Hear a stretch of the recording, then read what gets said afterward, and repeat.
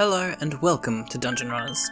I'm Hart, and today I'll be sharing some tips from the Dungeon Runner's Guide to Randomizers. Our topic today, Majora's Mask starting routes.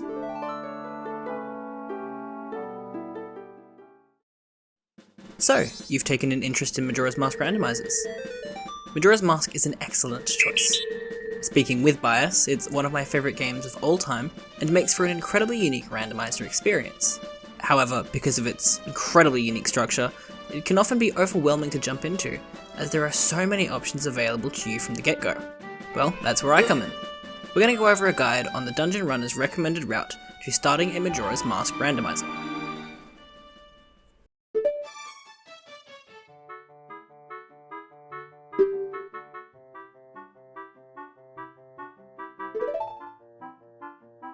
Some things to take note of as we start this randomizer. 1. You'll want to be generous with your note-taking. Majora's Mask has a lot of things you need to remember, from timed events, gossip stone hints, and items that are lost when you go back in time. Between those alone, you'll want to be sure to take thorough notes on your experience that you can readily refer back to while playing. Also, as is the case with any game, try to know as much about your settings as you can.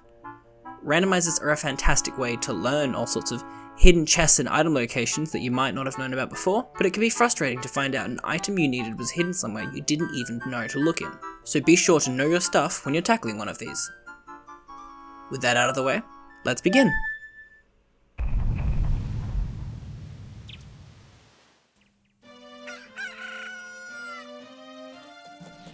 From the get-go, you'll want to get the piece of heart check that rests atop the clock tower. It's super quick, and can sometimes be an incredible item, so you don't want to miss it while it's right above your nose. Next, visit the owl statue and strike it with the sword, ensuring that you can quickly travel back to Clocktown in a flash once you have access to the Song of Soaring. After this, go give the laundry pool a quick visit, and pick up the Clocktown Stray Fairy. We're not going to hand this in right away, as we'll be visiting the northern reaches of Clocktown a bit later anyway, so hang on to it for now. Our next set of destinations lie in the vast Termina Field, so make your way there through the southern gate exit. While it's bright out, be sure to visit the Peahat Grotto. It's hidden among the tall grass and can be difficult to find, but the butterflies here make for a wonderful visual aid. Run around a bit until you fall in, and then slay the foe to open your first chest.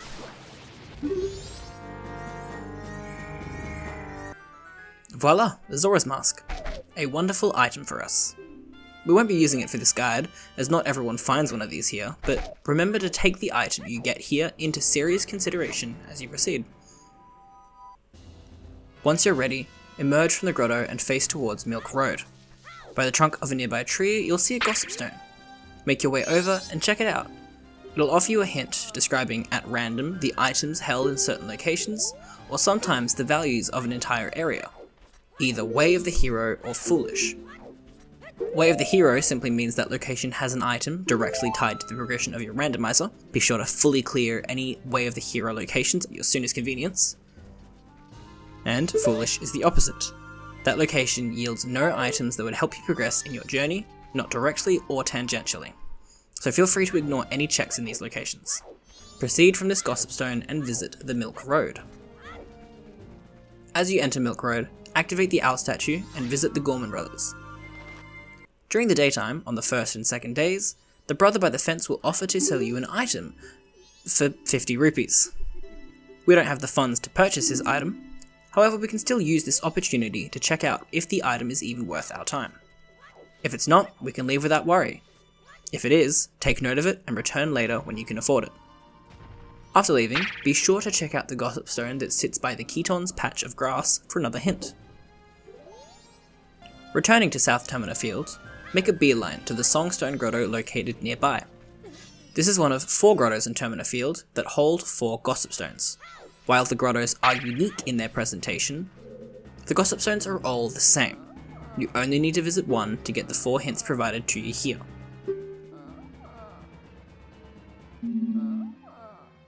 Once you've taken careful notes of their hints, leave the grotto and head straight to another gossip stone.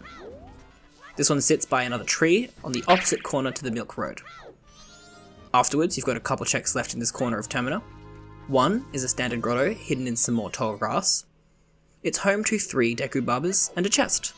I would recommend taking this chance to nab yourself a Deku Nut and some Deku Sticks too.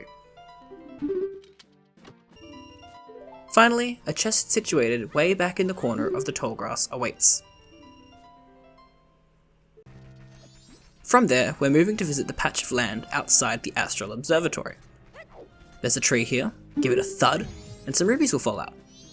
There's also a guy who falls out too, but I'm sure he's fine and we're not interested in him anyway. Move towards the pillar near the East Clocktown entrance, the one on the closer side to us now. Climb up, paying careful attention to the real bomb trees that surround, and check out this second standard grotto.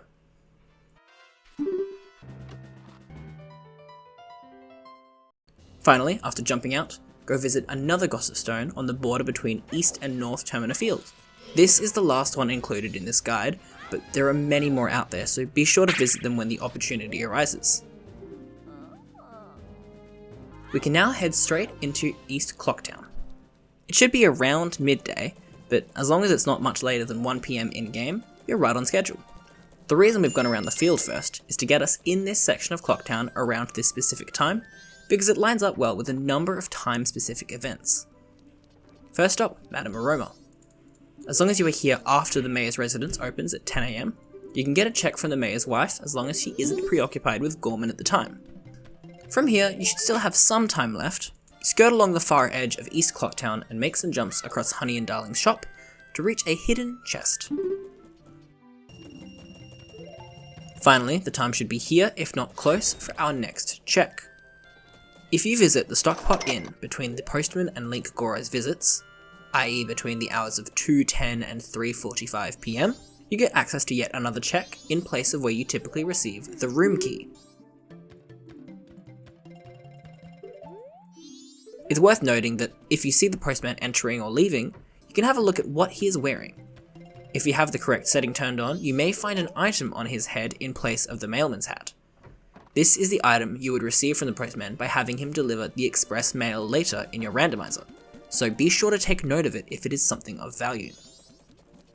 Once this is done, we can swing on by North Clocktown for a few extra checks. The piece of heart check atop the tree requires a bit of maneuvering, but is otherwise easy to access. We can also, finally, hand over the stray fairy we found at the beginning to get a check from the Great Fairy here, where we would normally receive the Great Fairy's mask. There's one last thing to do in North Clocktown, however, it needs to be a specific time for it. So for now, let's go do some additional meandering. Be sure to visit the shops across West Clocktown. With all the rupees you should have by now, there's bound to be at least one good item for you here. Take note of anything you can't yet afford, and be sure to pick things up as the funds become available to you. Finally, we are going to head back to the laundry pool. It should be pretty close to nighttime by now.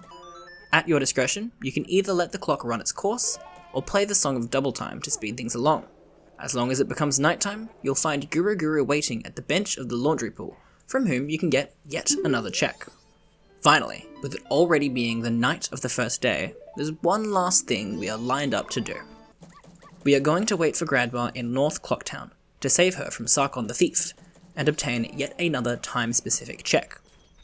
This one is incredibly valuable to get out of the way early, as the time has lined up very well for us to do as little waiting as possible, and prevents us from having to remember this check later down the line.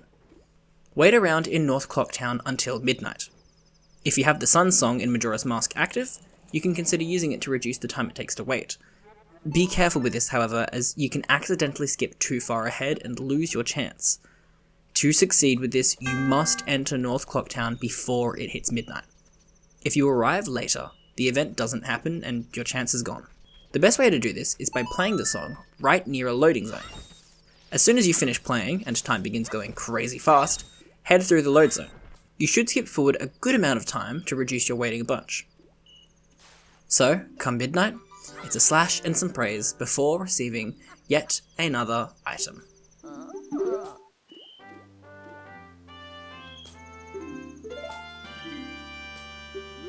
And that's where the guide ends. From here, there's still plenty you can do. However, the order you tackle it in is purely up to you. This guide prioritizes some of the major time-specific events and gets them out of the way early so we don't have to remember to do them later. Depending on your items, you can head in several different directions now. There's also more stuff you can do during this little adventure depending on the items you got. There's more grottos, the swordsman school, plus with the Pona song we can reach so many more locations. The journey starts changing rapidly depending on your items at this stage.